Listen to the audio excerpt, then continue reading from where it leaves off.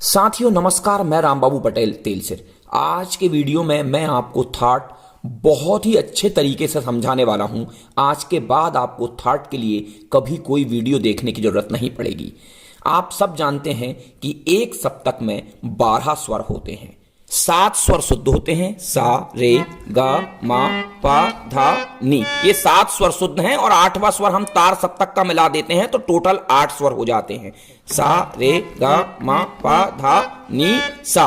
तो ये 7 शुद्ध स्वर और 5 स्वर जो होते हैं वो विकृत होते हैं, रे गा मा धा नी। तो ये 5 स्वर विकृत हैं, जिसमें से 4 स्वर कोमल हैं, रे गा धा नी। ये 4 स्वर कोमल और ये मा स्वर त्रीन। तो ये 5 स्वर हो गए विकृत, तो टोटल हो गए 12। तो ये 12 स्वर के आधार पर ही हम थाट का निर्माण करते हैं और 7 स्वर शुद्ध, जिनको मैंने नीले अक्षर से लिखा है। थाट बनाने के लिए सबसे मुख्य आधार जो होता है, इसके 2 अंग हैं। इसमें देखिए आप, एक सप्तक में सा रे ग मा, ये हो गया आपका पूर्वांग, ये पूर्वांग है सा रे ग मा। और दूसरा अंग है ये पाधानीसा, ये भी सेम सारे गामा जैसा ही है, क्योंकि उतना ही अंतर सारे गामा में है, उतना ही अंतर पाधानीसा में है।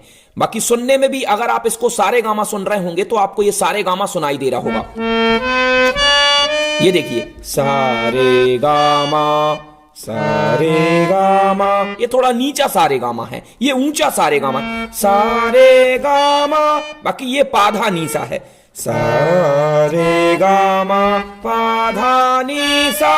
तो ये सारे गामा है, ये पूर्वांग है, और पाधानीसा है, ये उत्तरांग है। आप देखते हैं सा और पा, ये दोनों अचल स्वर हैं। इसमें सा से शुरू हो रहा है, सारे गामा, और ये पा से शुरू हो रहा है, ये भी अचल स्वर है, यानी इसका कोई भी विकृत स्वर नहीं होता। ना तो ये स्वर ऊपर जाता है ना नीचे जाता है, ऐसे ही सा भी ऊपर नीचे नहीं जाता। पाधानीसा। तो हम जब थाट करेंगे तो देखेंगे कि यहां इस पूर्वांग में क्या परिवर्तन हो रहा है और उत्तरांग में क्या परिवर्तन हो रहा है। यहां देख रहे हैं एक सा परिवर्तन चल रहा है। जब हम बिलावल थाट को आधार मान के चलते हैं, ये देखिए बिलावल थाट के लिए मैंने पट्टी बना के रखी है, ये देखिए बिलावल थाट की मैंने पट्टी लगा दी है। तो आप देखते हैं, देखिए सा और रे के बीच में एक स्वर का अंतर है, यहां देखिए पा और धा के बीच में भी एक स्वर का अंतर है, यहां देखिए गा और मा के बीच में कोई स्वर का अंतर नहीं है, तो यहां नी और सा के बीच में भी कोई स्वर का अंतर नहीं है। जैसा पूर्वांग में परिवर्तन हुआ है वैसा ही उत्तरांग में परिवर्तन हुआ है। तो आपका बिलावल थाट देखिए, अगर आप सारे गामा तक समझ जाते हैं तो पाधानीसा भी वैसे ही है। हमने ये जो मा त्रिव है इसको एक सीमा रेखा बना दिया है, सारे गामा पाधानीसा सानी धा पा मा गा रे सा। तो बिलावल थाट को हम आधार मानकर बाकी के 10 थाट करते हैं। पहला थाट हमने किया था खमास थाट, क्योंकि उसमें एक स्वर का परिवर्तन हुआ था। ये जो शुद्ध नी था, ये नी, ये कोमल नी हो गया था। उसके लिए भी मैंने पट्टी बना के रखी है और उसका वीडियो मैं पहले बना चुका हूं। ये देखिए खमास थाट, आप खमास थाट में देख रहे हैं केवल कोमल नी में परिवर्तन हुआ है, पूर्वांग में कोई परिवर्तन नहीं हुआ है। ये बिलावल थाट के जैसा ही है।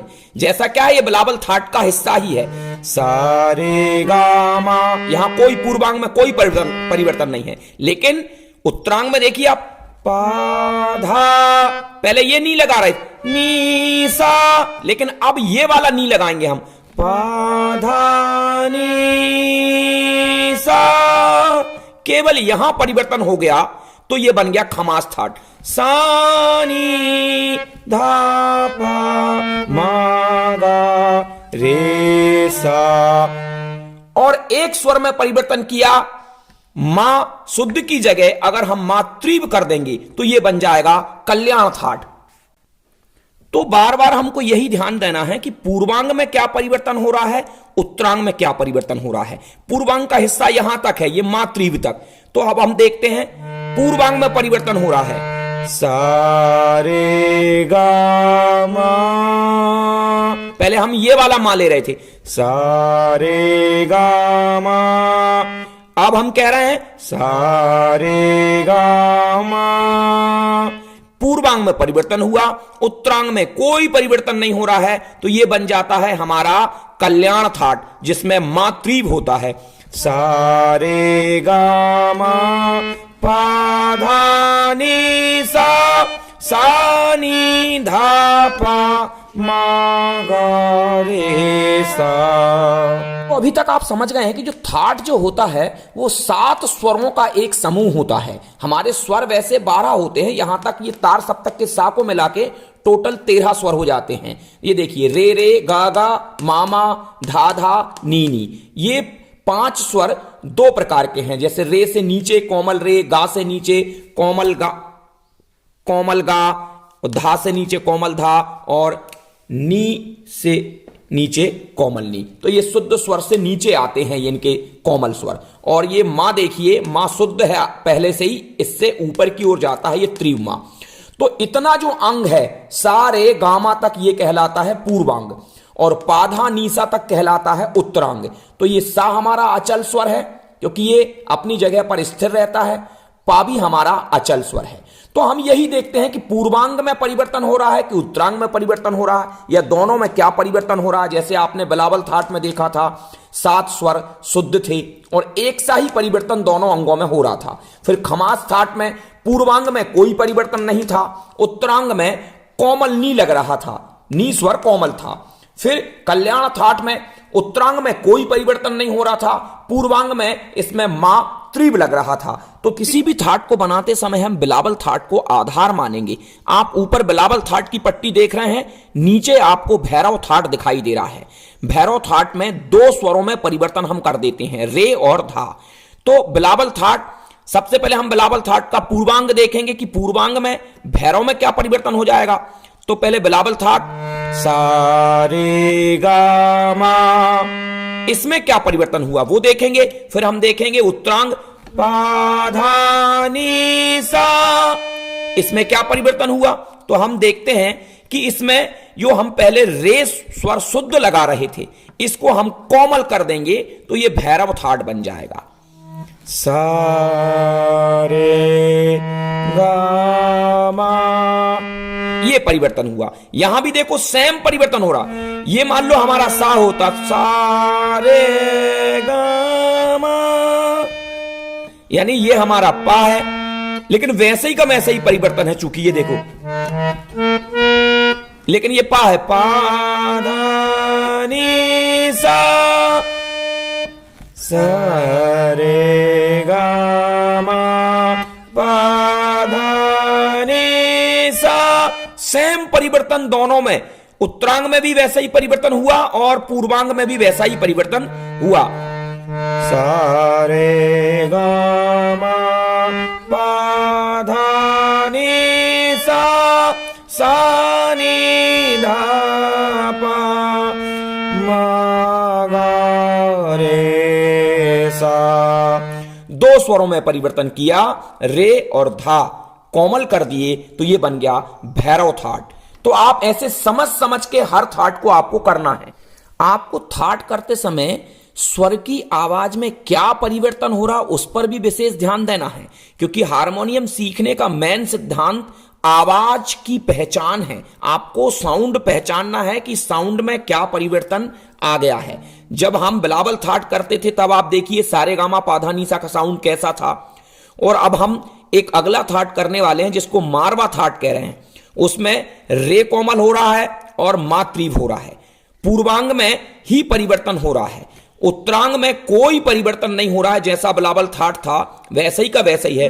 पा धा नी सा, सा नी धा पा, पा धा नी सा, सा नी धा पा। यहां कोई परिवर्तन नहीं है, लेकिन पूर्वांग में 2 स्वरों में परिवर्तन हो रहा है। सा रे, आप साउंड पहचाने ये वाले रे से ये रे में कितना अंतर आ गया। सा रे, ये रे, सा रे गा मा, ये मा ऐसा है, और ये मा सा रे गा मा। आपको साउंड में परिवर्तन भी समझ में आना चाहिए। सा रे गा मा, बस केवल पूर्वांग में परिवर्तन है। पा धा नी सा, सा नी धा पा मा गा रे सा। तो ये मारवा थाट हो जाएगा आपका। पहले हमने एक एक स्वर में परिवर्तन किया, नी कोमल किया, खमास थाट बन गया, मा त्रिव किया, कल्याण थाट बन गया। और दो दो स्वरों में परिवर्तन करने से पहले रे और धा कोमल किए तो भैरव थाट बन गया, रे कोमल और मा त्रिव किया तो मारवा थाट बन गया। अब हम गा कोमल करेंगे और नी कोमल करेंगे तो ये बन जाएगा काफी थाट। तो हम बिलावल थाट को ही आधार मानेंगे, या हम मानेंगे कि पूर्वांग में क्या परिवर्तन हुआ और उत्तरांग में क्या परिवर्तन हुआ। यहां पर भी देखिए पूर्वांग और उत्तरांग में एक सा परिवर्तन हो रहा है। सारे, यहां देखिए पाधा, एक एक स्वर का अंतर है। और देखिए रे गा धानी, देखिए यहां बिल्कुल जस्ट सारे गा पाधानी, सारे गा पाधानी, सेम परिवर्तन। और ये सा, ये मा, सारे गा मा पाधानी सा, सानी धा पा मा गा रे सा। तो आप देखें पूर्वांग में क्या परिवर्तन हो रहा है, उत्तरांग में क्या परिवर्तन हो रहा है। और साउंड पे विशेष ध्यान दें कि पहले वाले गा में और इस वाले गा में साउंड में कितना परिवर्तन आ गया, क्योंकि हम साउंड के परिवर्तन को समझने के लिए ही इन थाटों को कर रहे हैं। सारे गा मा पा धा नी सा, सा नी धा पा मा गा रे सा। होली खेलत नंदलाल बिरज में, होली खेलत नंदलाल, उत से आई चतुर राधिका, इत से मदन गोपाल बिरज में, होली खेलत नंदलाल। तो आपको समझ समझ कर थाट को करना है कि आवाज में क्या परिवर्तन हो रहा है। तो ये आपके 10 थाटों में से 6 थाट हो गए। बिलावल थाट में सभी स्वर शुद्ध, खमास थाट में एक स्वर नी कोमल, बिलावल में हल्का सा परिवर्तन हुआ, फिर थोड़ा सा परिवर्तन बिलावल थाट में हुआ, कल्याण थाट में मा त्रिव कर दिया तो कल्याण थाट बन गया। फिर बिलावल थाट में अगर हम रे और धा कोमल कर दें तो भैरव थाट बन गया। मारवा थाट अगर हम बिलावल थाट में रे कोमल और मा त्रिव कर दें तो ये मारवा थाट बन गया। और छठवां थाट काफी थाट, जिसमें हमने गा और नी को कोमल कर दिया। तो बिलावल थाट को ही हम आधार मान के ये सब थाट बनाते हैं। तो बाकी के 5 थाटों के मैंने 12 स्केल में सभी जगह से इन थाटों को बजाना बता दिया है। और छठवां काफी थाट, अब इसके बाद अगला वीडियो काफी थाट को 12 स्केल में बजाने का भी आपको पेज पर और YouTube चैनल पर मिल जाएगा। तो आप 12 स्केल में इनको बजाएं, इनके साउंड को समझें। और 10 थाट ही हमारे संगीत का मुख्य आधार है, क्योंकि रागों का निर्माण थाटों के आधार पर ही होता है। तो साथियों, आप इन थाटों को खूब बजाइए और खूब प्रैक्टिस कीजिए, साउंडों के अंतर को समझिए। फिर मिलेंगे किसी अगले वीडियो के साथ। मैं रामबाबू पटेल तेलसिर, मेरे YouTube चैनल को आप सब्सक्राइब कर लीजिए और रामबाबू पटेल तेलसिर फेसबुक पेज, उसको भी आप फॉलो कर लीजिए। ज्यादा से ज्यादा लोगों को ये वीडियो शेयर कीजिए। अगर आपको कोई समस्या आती है तो कमेंट्स के माध्यम से पूछिए।